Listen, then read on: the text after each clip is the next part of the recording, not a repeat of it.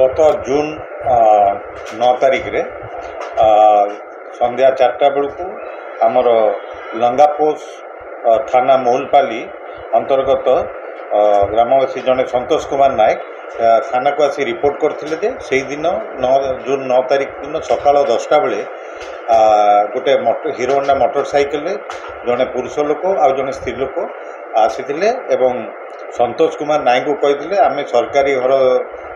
दिज्व तेणु तुम फोटो उठा आधार कार्ड दिंतु तेणु सी सरकार तरफ घर मिलर विश्वास करी सी घर एत खोजी जावा से दुजन मध्य जड़े कहले आम जे तुम नहीं आसु कौटी रखीचु ना आटाच रखीचु सी जाकि आटाच खोलिकी नहीं आसिक फोटो उठिकी पलैले कि पर सी जो संतोष कुमार नायक घर को जाए देखले आटाच रु सुना अलंकार कैश थिला 1,20,000 बोली अभियोग कर नहीं पलैले। परवर्ती समय मोहुलपाली थाना केस नंबर 75 केस कराई तदंत करिसेंती मोहुलपाली थानार भारप्राप्त अधिकारी फिरोज एका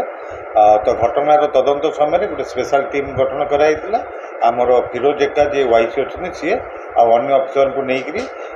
गतकाली राति विभिन्न जगह चढ़ाऊ करते आज भोर सकाळु उक्त घटनार संपृक्त थिबा पुरुष